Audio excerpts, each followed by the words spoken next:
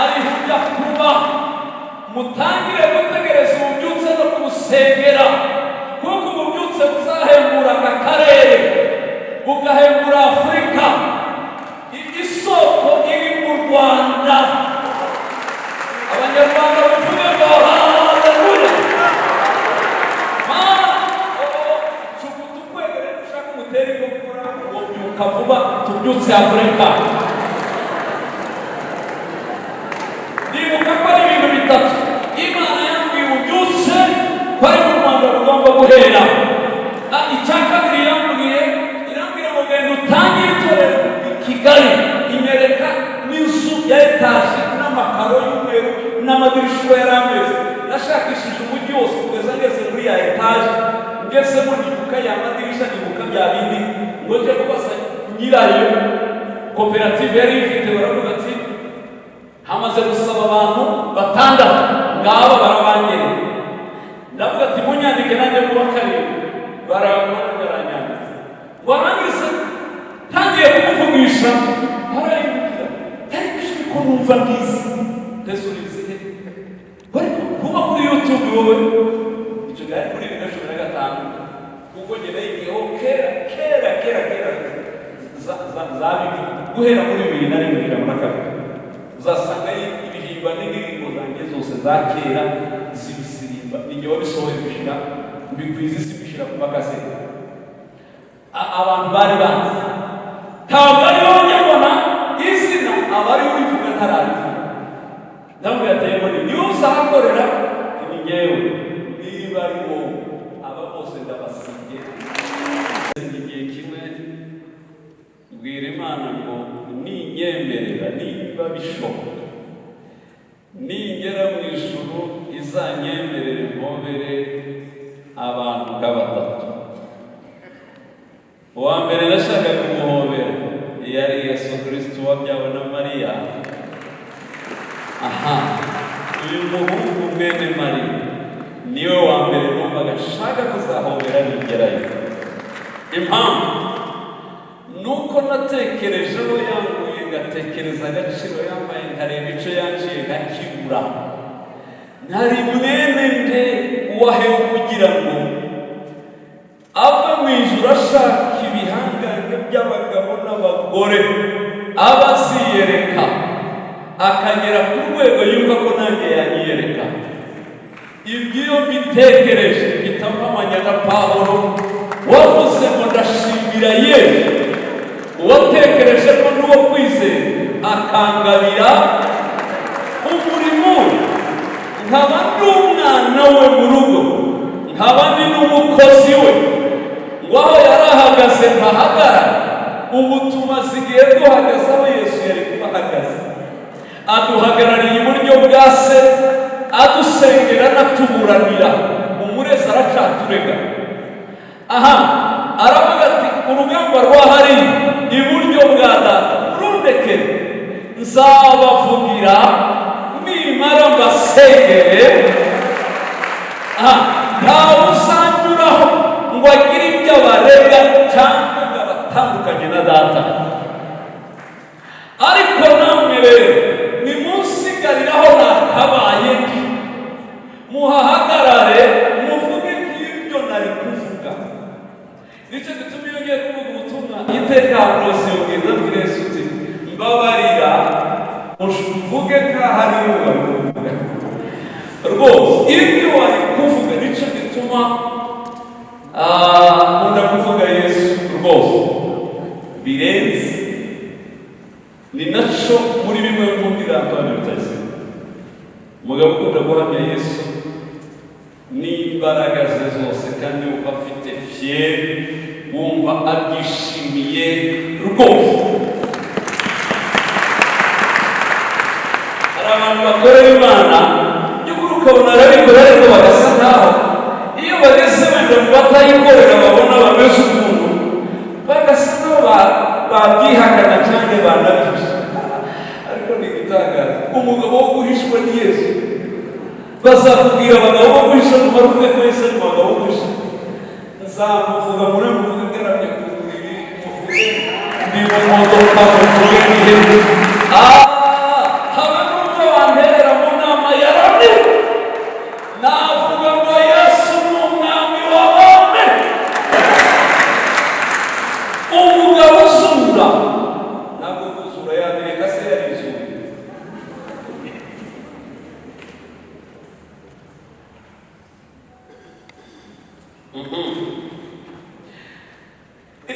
icyo gihe rero nasenga navuga ati nibanyemerera uwa kabiri izahobera bwije ni Pawulo kabisa numvaga nawe nzamuhobera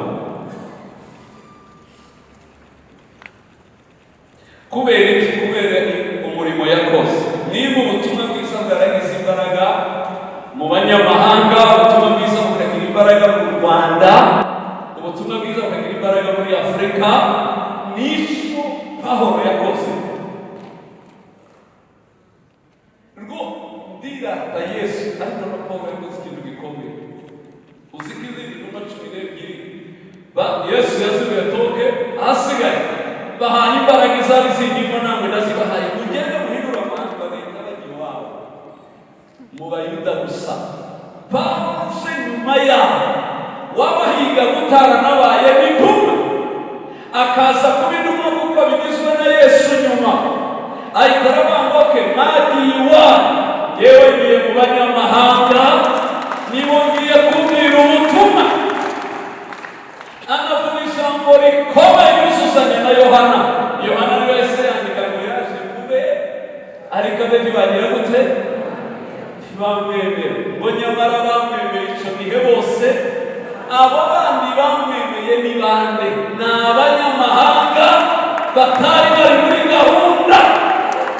Aha Pawulo rero bajya kubyandika mu Baroma 11 aravuga ati rero abanyamahanga ndabasabye we muzirikane icyo mwahawe mukigundire mugikomere Mana yanjye mw'Abangirikani icyo mwabwiwe n'aba bagabo b'Imana mugikomereho, bariho mugikomeze, batanariho mugikomeze, niba nimurwa mugikomeze kuko kirahambaye. Aha arangira ati ikintu mwahawe ntigisanzwe.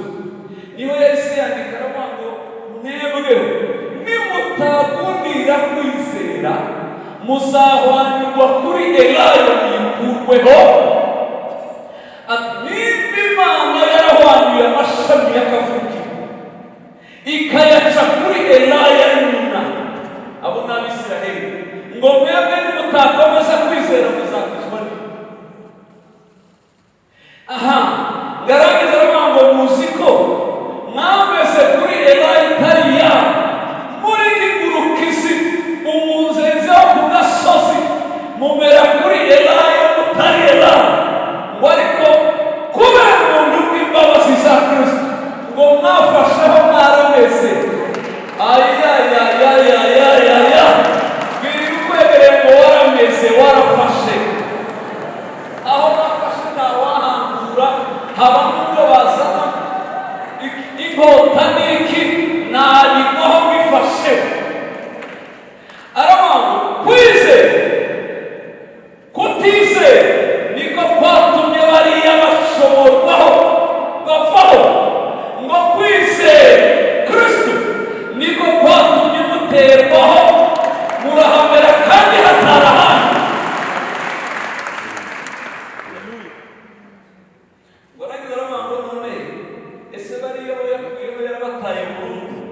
Aravuga ngo biragatsindwa Imana ntiyabahe ngo bazagaruka kabazutse, ariko nibanagaruka ntibazadukura aha ngo ubwo bahigeze deja twarahameze twamaze kuhafata, nibaza bazabashakira ahandi, ariko aha ni muri gakondo yacu buriya.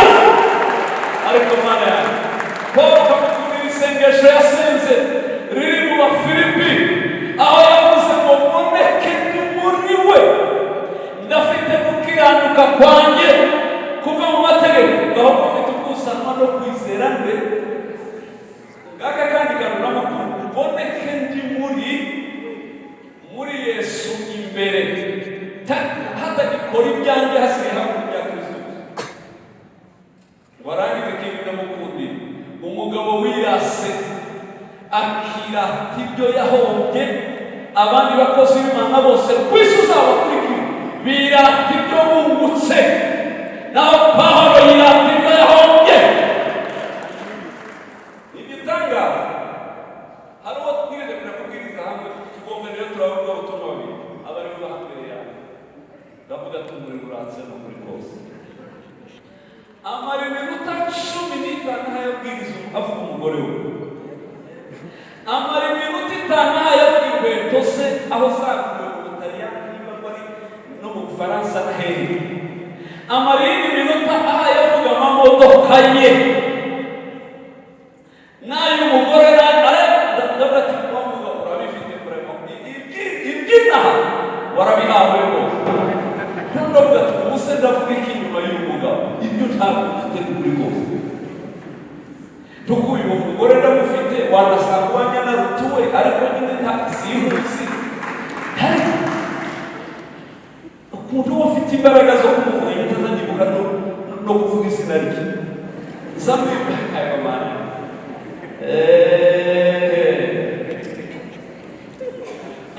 Mukundira kwirata ibyo yahombye, ikizakubwira abagabo b'Imana badasanzwe bahuye na Kristo bashaka gutangira neza bagasoza neza, ni abagabo birata inkovu za Yesu. Yageze ahantu aravuga ngo inkoni zasigaye zitakubiswe Yesu, imibabaro yasigaye itaramugezeho izababazwe nge Pawulo ndahari. Niwe vuga abandi bakizwa bose, abakizwa babwiye urupfu bamera amabara ashaka kuvuga ngo baje kuba Yesu. Niwe muntu yahuye na Yesu akuzura ubwiza bw'Imana akagera ku rwego asigara asengera gupfa. Wabona umusengera gupfa muri iki gihe habinaga cyumva imyaka 105 nari kumufite wo muri famiye yarapfuye mu byumweru biba n'ibigaye bishize, twarakubitanye nayo mu India ubwo dukubitane imitwaro yambaye mu musenyi naruguru n'imyaka ufite ngo yamana umuze usengera abantu ngo bagacira ntukagenda utasenga ukaribwa hakaribwa ngo karibwa no mugatuza ngo habe nawe ubu se ndasengera herekeye ndabona ati none se kuvuze hejuru urwaye Mana ati Mana ati narakuze hose bose ndahera imyaka 100 afite ibyifuzo ngo tumusengere ngo bakiragire gute. Ndavuga ati siraryoshe siraryoshe pe, ariko iyo umuntu yageze muri Yesu isi irapfa igashirana n'ibyayo hagasigara ubumana bwa Yesu muri we, akirata inkovu za Kristo atirata ibindi abandi birata. Pawulo yageze isengesho yararisengeye kitari bito, abwira Imana ngo waretse ngapfa hari ibyo ukeneye. Noneho nyuma ngaje kwishyurirwa niyo yamenye ko gupfa arizo nyungu kuri Pawulo. Noneho asanga kubaho ni inyungu za Kristo. Uranyumva? Kubaho ni inyungu za Kristo, gupfa nizo za inyungu za Pawulo. Kumbi ijya yanga ko mpfa kubera kumprofita no gushaka kunkora n'ibyo ushaka kunkoresha. Turahari tuvuge haleluya. Reka babwire iki kintu niki gitumye kurinda mudapfa uri n'ibiki ikubyazweho gusarura igukoze ababisa igitanga abantu bamaze kwishyurirwa neza ubwiza bw'Imana banagisengera. Abaziko ndagisengera se kubera iki? Niba niho n'inyungu zawe, niba ntariho zaba nyiraheza harenze ahandi. Aburahamu yarahagurutse umusunanira hamwereka ngahabone umugabo Imana ibwiye ko ihaye igihugu, ariko gataka n'ibishira agakingura. Reka nkwereke n'ijuru nzagutwara mureke Kanani navuze ngo imwereke mu ijuru. Ararunguruka ngo arebemo, arangije ururembo rwera. Aburahamu aravuga ngo nkazubaka hano kuri nzarinda gufata. Yabaye mu mahema n'umuhungu warapfa kubera ko Imana yari yaberetse umurwa yubatse ikongera ikagira gute ikongera ikawubemo.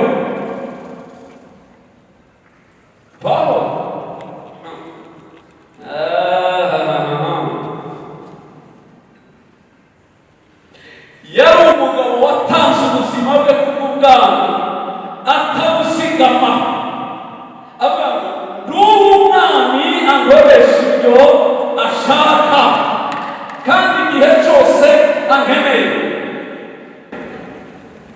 Bibiri ndakundiye Antoine Ngoyi rwose barabivuga igihe cyose niyo turi kumwe cyangwa turi mu bashumba, ngewe icyiza nshima ku muntu sinjya kimuhera kusiye kivuga hari no kuri groupe bameza byandika gasanga namwanditse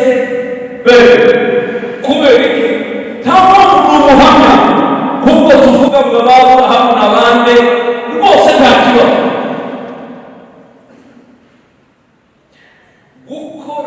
Gukoresha neza igihe cye.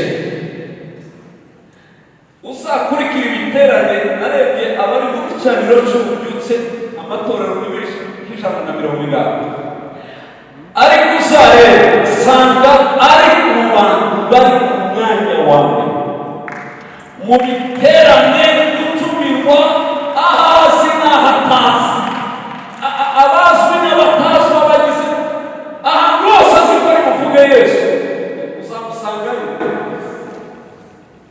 Orongera ndabizi bizabimbaza umukozi w'Imana wayoboye itorero ringana gutya rifite ziriya nkingi mpande rikagira n'ariya madirisha na ziriya ntebe bikureze rikagira bariya banyabwenge bikubona n'abariya bandi bose bikureze ariko rigitanga rikagira ibibigo biri aha ngaha n'aya mashuri rikagira ibiki bene umuntu uyoboye itorero hejuru y'abantu barenga igihumbi kugira ngo uzapfe kumutuku ngo ni wowe wenyine.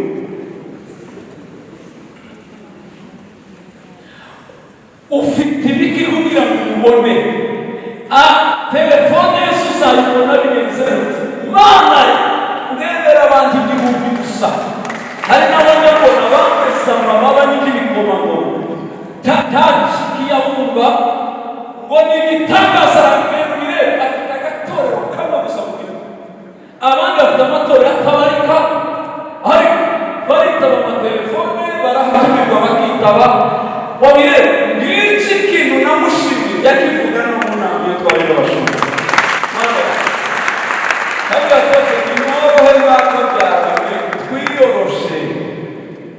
Harabona bwiye umunsi umwe tugayemubwira iyo aba ari Yesu wari ufite itorero muri mujyi wa Kigali, hanyuma Yesu murambwira ko abakirisitu bamutelefona bakamubura ahubwo ntibaza barenda nabwo kumutelefona niwe bajya batelefona Yesu Kristo. Hari umusore twahuye inama y'abaposita babwira ati ngiye nkurikije umuvuduko muke dufite tiyabisengesho nari gusenga ryayumvirwa nari gusaba Imana ikagarura Pawulo wenyine muri uyu mujyi, intumwa zose ziguriko zose ikazitwara nzi nizera ko Pawulo wenyine uyu mujyi yawemeza Yesu Kristo neza.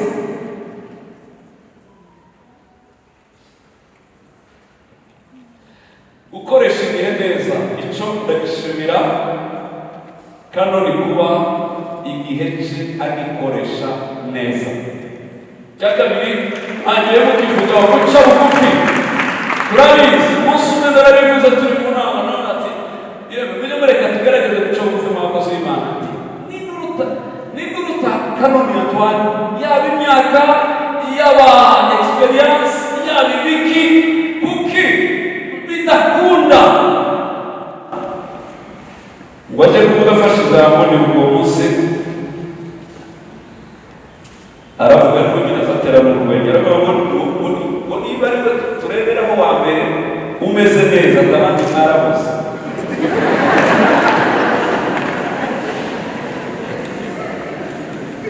aha buriya by'ukuri uko umuntu ameze buri gihe iteka niko mu bya Yesu bimeze. Iteka mu bya Yesu uhora ubona ntacyo washoboye ukabona ntacyo wakora, abandi bakagutangarira nawe ahubwo bitangarira ko ntacyo wakoze. Niko bimeze umuntu akarwa agapfa yumva atarabishoboye kuko iby'Imana ntawabimara ibigari cyane. Akandi kantu kantangaje kakozeho katumye mukunda ubuzima bwanjye bwose iyo buze umuntu kugeza nari sinzi icyo wakora ngo umwunguremo ntakibaho kimwe namenye umucikiro gihagije. 2015 gutangira umurimo hano mu Rwanda. Twigeze kohereza benshi muri Burundi ngo baze gutangira, barananirwa ba mbere, aba kabiri, ni benshi bagiye mvugana nabo birabananira, ariko Imana ikabivuga cyane wewe aho usiye. Noneho tuza muri kiriya gihe habayeho krize, abantu bava i Burundi baramuga baraza. Tuje muri krize kiriya gihe, ubundi navaga yoza mu biterane hano za restoration za bivande za fosfera za zayoni za hehe nyinshi cyane, narazaga rimwe na rimwe. Hamuza ufite imbaraga zose, zaba iz'umwuka, zaba iz'abantu, zaba iz'icubahiro, uko abantu babyita, iyo ubona nyine umuntu yagize abantu baragifite nyine rero. Hanyuma yaba n'amafaranga, ibyo gihe itorero ryacu ryari rikomeye, ryicaza ibihumbi 3 birenga na 700 bicaye ku rusengero. Tuza gusatura 3 mu mujyi kugira ngo bagabanuke, tucicaruke kuri wacu, dusaturanye mu mujyi ngo bagabanuke. Icyo gihe aho usuzana imbaraga nyine amafaranga yivuga mu turuki yawe. Hanyuma noneho icyo gihe muri ubwo buryo budasobanutse, ugiye gutangira umurimo w'Imana, ugiye gutangira kubera iki? Imana yari yarambwiye igihe nasengeye kuba aposo intumwa, ni muri 2006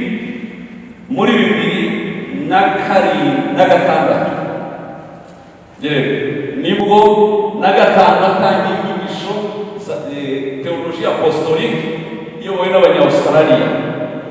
Bamba imyaka 2 yo kwiga inyigisho, turaziga. Birangiye nyuma y'izo nyigisho baza kunsengera nk'intumwa, kuko twazengurukanye mu Burundi bandebera amakuru mu pastor, impano yawe uri intumwa. Nta n'akamwe gakuranga mu pastor. Je numvaga byose ari bimwe, ariko ngiye muri izo nyigisho niho naje gutandukanya imihamagaro uburyo itandukanye itanahuye. Barasengera muri icyo gihe, tangira gukorera amavuta ya apostolique. Imana imbwira iki? Irambwira ngo mugize intumwa y'ububyutse, uzabwiriza ububyutse n'ibintu bibiri. Kristo n'ububyutse nibwo butumwa bwiriza. N'ibitabo bya mbere nanditse n'ibyo nanditse. Hanyuma ngeze mu Rwanda numva hari abantu bavuga ku bubyutse Imana yavuze ku Rwanda. Kihagera ndahafanya gukorera kuri Goma mu matorero yacu. Icyo gihe nyine urumva twavuye hariya twahunze. Ndahamaze igihe kuri Goma mu matorero yacu. Ndagarutse njya kubwiriza restoration bipamaze iminsi, niba ari ibyumweru bingahe. Imana yemeye kujya mu masengesho kugira icyo gukora. Fata intege rya Arusha mu masengesho. Ndi mu masengesho Arusha, barambwira ngo ariko icyo gihe famiye yanjye badeside, bari bakiri Bujumbura batarazana ibyo waje mbere. Bamaze kudesida tujya kuba muri Amerika.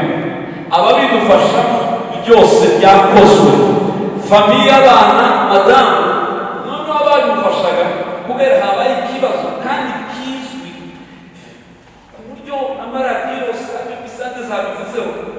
Abantu rero babifashamo bahita baraza ibyo ntazi igihe bibereye kuri Goma.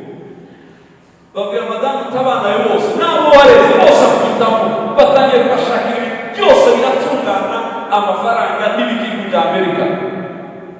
Bakampamagara bakambwira aho bigeze. Ndi Arusha bambwira ngo hagarika byose, ntabyo kujya Amerika ntayo nigeze kubwira n'umunsi umwe. Njyewe nakwiye kuzajya aho nakubwiye kandi hari ububyutse. None ngehe Imana yambwira ati jya mu Rwanda i Kigali, ariho ujya kuba, mutangire gutegereza ububyutse no kumusengera, kuko ububyutse buzahembura aka karere, bugahembura Afurika. Isoko iri mu Rwanda. Abanyarwanda bavuge ngo haleluya. Tukwegere dushaka umuteri wo gukora ngo byuka vuba tubyutse Afurika.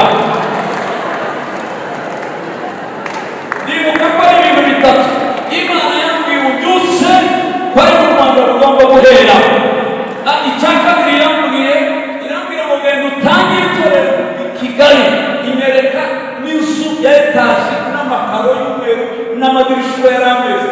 Nashakishije umujyi wose kugeza ngeze muri ya etaje, ngezemo nibuka ya madirisha, nibuka bya bindi ngo nje kubaza nyirayo. Koperative yari ifite, baravuga ati hamaze gusaba abantu batandatu, ngaba barabangere. Ndavuga ati munyandike nanjye mu bakari, baranyanditse. Warangiza ntangiye kumuvugisha, arayibukira ariko ijwi ko numva bwiza ndasubize kuba kuri YouTube wowe icyo gari muri 2015 kuko njye nayigiyeho kera zabibi guhera muri 2001 uzasanga ibihimba n'indirimbo zanjye zose za kera zibisirimba ninjye wabisohoye bishira mbikwiza isi bishira ku makasete. Abantu bari banzi ntabwo ariho nyabona izina abari urivuga ntarabivuga. Ndamubwira ati yemwe niba uzahakorera ni njyewe, niba ari wowe aba bose ndabasiga.